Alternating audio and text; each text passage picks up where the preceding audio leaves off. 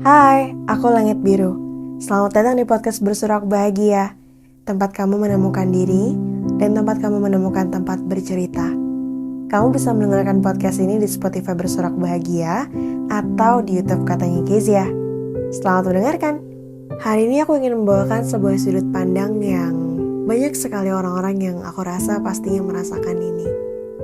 Tentang takut mengecewakan orang tuanya.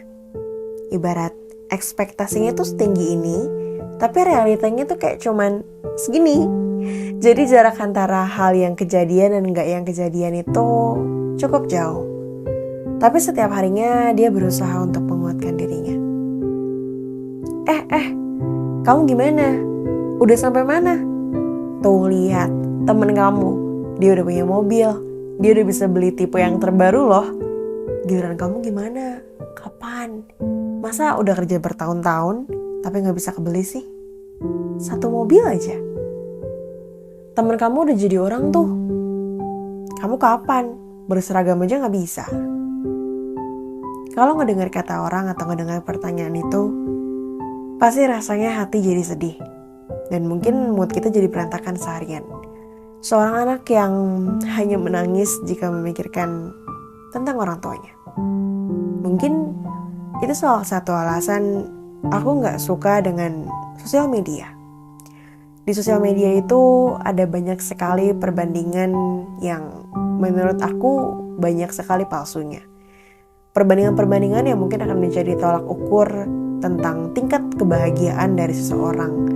Orang yang satu dengan orang yang lainnya, yang dikatakan berduit seperti apa, yang dikatakan cantik seperti apa, orang yang punya seperti apa, orang yang lebih diperlakukan baik seperti apa. Di sosial media, secara terang-terangan, orang-orang bisa membandingkan dirinya dengan orang lain karena ada banyak orang yang terlihat lebih bahagia daripada kita. Dan mungkin itu salah satu penyebab aku sangat tidak suka sosial media, karena mungkin di sosial media kita menemukan terlalu banyak kesempurnaan yang sepertinya mustahil ada dalam kehidupan sehari-hari sebenarnya. Dia sudah gini, dia sudah gitu, sedangkan kita masih belum. Setiap hari kerjaanku muter otak, mikirin gimana caranya agar bisa punya pengharapan, agar harapannya terwujud. Orang tuaku memang gak menuntut apa-apa. Mereka juga gak ingin aku kepikiran karena ini itu. Mereka gak pernah bilang kamu harus jadi orang seperti apa. Tapi tanggung jawab sebagai anak yang secara gak langsung mereka kasih itu buat aku sangat besar. Aku jadi takut banget suatu saat mengecewakan mereka. Dengan semua hal yang udah aku punya, aku tetap punya ketakutan itu. Aku takut banget kecewain mereka. Apalagi aku ada anak perempuan pertama yang apa-apa harus bisa jadi tameng untuk adik. Yang pencapaianku itu akan menjadi tolak ukur seberapa sukses nantinya adik suatu hari nanti. Harus mampu untuk menanggung ekspektasi yang besar, yang setiap harinya pasti kepikiran gimana caranya supaya bahagian orang tua, gimana caranya biar sukses. Capek, aku juga takut kok. Aku juga ngerasa bisa gak ya, aku juga ngerasa aku bertanya-tanya, aku bisa gak sih ngewujudin harapan dari orang tuaku, dari apa yang mungkin mereka pikir aku bisa ngelakuin itu. Aku takut banget kalau suatu saat aku tuh gak jadi anak yang baik di mata mereka. Aku takut kalau suatu saat nanti apa yang udah aku capai selama ini ternyata cuma-cuma, yang mungkin cuma selintas lewat, mungkin gak bertahan lama, mungkin ada terlalu banyak ketakutan yang sebagai anak pasti aku rasakan. Dan aku ngerasa banyak banget teman-teman juga yang sama memikirkannya seperti itu. Aku takut, Kak Biru. Aku takut kalau suatu saat aku gak bisa jadi orang. Aku takut kalau nanti aku ngecewain orang tuaku. Aku gak sendiri kan di sini.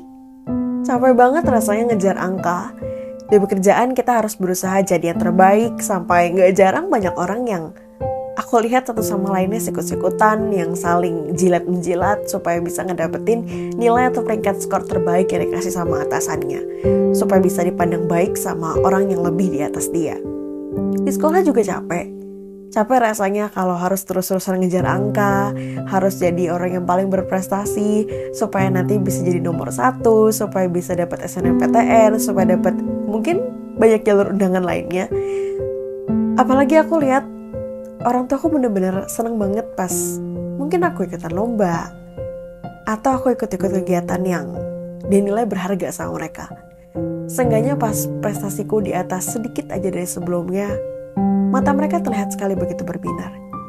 Seperti mereka punya harapan, anakku pasti bisa jadi yang lebih baik.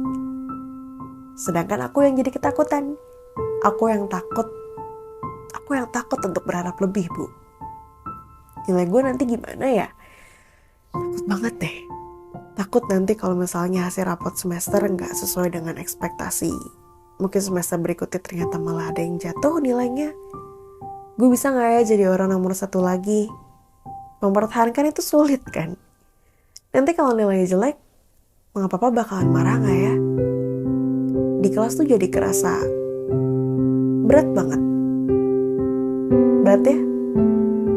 Semoga kita bisa bertahan di atas semua angka-angka ini, di atas semua hal-hal yang kita sedang usahakan. Kita usahakan sebaik-baiknya, entah hasilnya baik atau tidak, kita serahkan pada yang di atas. Satu hal yang aku percaya, ketika kita angkat tangan, di situ Tuhan turun tangan. Meskipun sebagai manusia, kalau kita menyerahkan kekhawatiran kita pasti ada banyak sekali perdebatannya. Mereka memang gak pernah bilang aku harus begini, aku harus begitu. Tapi sekalinya aku lihat apa yang udah aku perjuangkan dan apa yang udah mereka perjuangkan, terus tiba-tiba aku udah berusaha sekuat tenaga, kok kayaknya hasilnya gak bagus. Kok kayaknya hasilnya di sini-sini aja. Kok kayaknya hasil aku lebih jelek daripada orang yang lain. Aku tuh bisa marah yang benar-benar marah sebesar-besarnya. Aku hancur sehancur-hancurnya.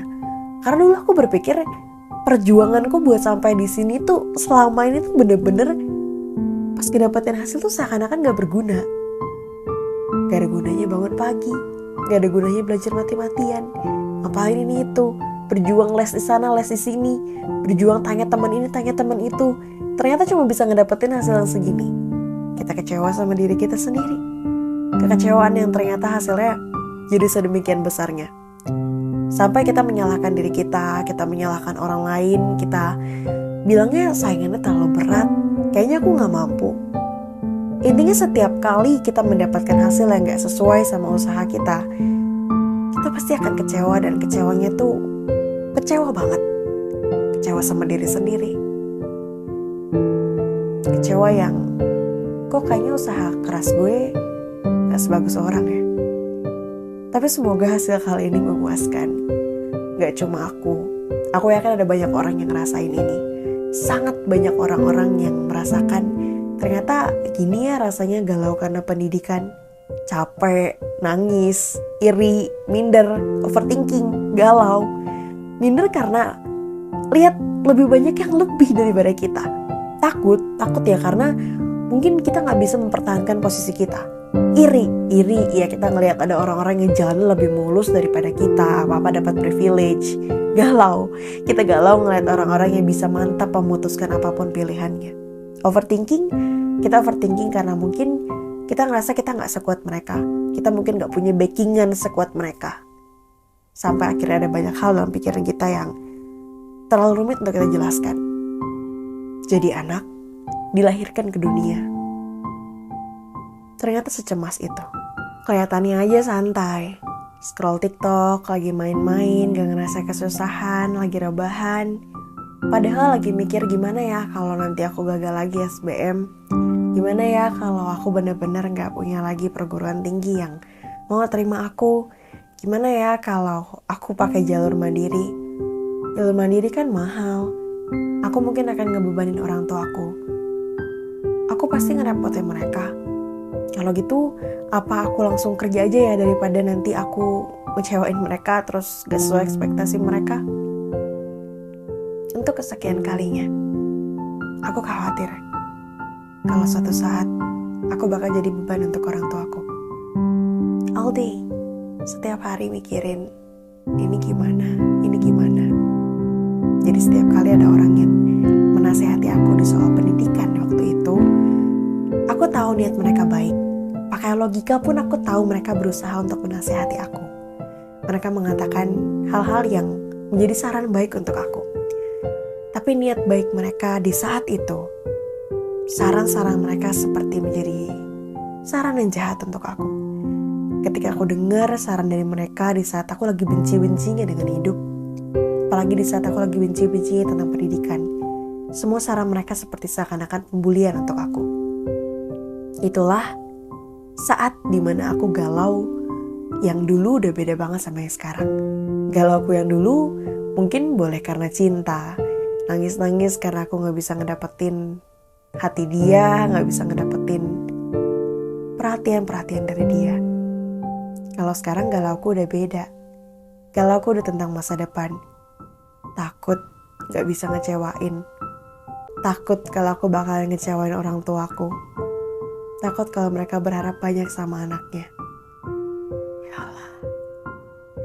Kalau memang aku harus selalu gagal dalam hal hubungan, kiranya engkau menguntungkan aku dalam hal karir. Sebab aku benar-benar ingin membahagiakan kedua orang tuaku. Di saat aku melihat kerutan di wajah mereka yang semakin terlihat, aku seperti ingin memarahi waktu. Entah kenapa waktu berputar dengan begitu cepat. Seperti gak pernah ngasih aku jeda untuk sadar kalau aku udah tertinggal sejauh ini sama usia orang tuaku. Seperti sudah tidak ada lagi waktu untuk aku main-main, tidak ada lagi waktu untuk diriku sendiri. Untuk orang seperti aku, mewujudkan harapan orang tuaku adalah tujuan utamaku saat ini. Makin kesini, makin secemas ini ya. Orang tua sudah menua, tapi kita belum bisa jadi apa-apa. Takut juga dengar omongan-omongan orang yang bilang ini, bilang itu. Kalau aku gak berhasil bakal kayak gimana? Kalau aku gak berhasil, mereka mungkin akan mengatakan, gimana sih, udah di sekolah yang tinggi-tinggi, ujungnya cuma jadi kayak gini. Gimana sih, udah di sekolah yang capek-capek, tapi kamu cuma bisa kayak gini banggain orang tuanya. Gak bisa apa lebih daripada ini? Kamu gak bisa ya ngebanggain orang tua kamu dengan cara seperti anak ini, anak itu? Gimana sih, kamu masa gitu aja gak bisa? Lihat tuh anak orang ini, dia udah bisa kuliah di Amerika, dapat beasiswa, kerjaannya juga enak, bisa jalan-jalan terus setiap harinya. Coba ya kalau kamu bisa punya kerjaan kayak dia. Omongan-omongan orang yang mulai berseliweran di telingaku. Bahkan pikiranku sendiri udah mulai kacau. Pikiran-pikiran yang seperti aku gak mendengar omongan mereka pun, dia bisa berkata begitu aja. Pengen banget rasanya nyerah. Tapi aku lebih takut lagi sama hidupku nanti. Aku takut gak jadi apa-apa. Sudah berusaha, tapi ternyata memang masih banyak juga gagalnya. Aku benci ketika menjadi dewasa ternyata secemas ini. Aku penakut? Iya, aku takut. Betul, kamu tidak salah. Aku takut kalau suatu saat aku gak jadi apa-apa. Takut cuma ngecewain orang tua. Meskipun mereka gak pernah benar-benar menuntut, tapi aku bisa melihat jelas di mata mereka. Mereka benar-benar mengharapkan aku bisa mencapai mimpi yang lebih baik daripada yang mereka bisa lakukan dulu. Sampai aku berdoa, ya Allah, kabulkanlah. Aku cuma ingin punya pekerjaan yang nyaman dan gak harus meninggalkan orang tuaku dan ibadahku. Ya Allah, perkuatlah hamba-Mu ini. Aku sudah berusaha. Aku tidak menuntut apapun. Aku hanya ingin mengangkat derajat kedua orang tuaku. Pak, Bu, sabar ya. Aku sedang mengusahakan kok. Mungkin aku gak bisa mewujudkannya dalam waktu yang singkat. Mungkin aku butuh waktu lebih banyak daripada orang lain. Aku udah mengusahakan ini kok. Aku mengusahakan yang terbaik. Cuma bedanya, aku gak bisa ungkapin ini ke ayah dan ibu. Seandainya mungkin aku bisa ngomongin, aku pasti akan bilang gini. Makasih ya udah besarin aku. Aku senang banget bisa jadi anak kalian. Semoga suatu saat nanti aku bisa membahagiakan kalian dan membawa nama baik keluarga kita. Salam sayang, Langit Biru. Podcast bersorak bahagia dengan segala ceritanya.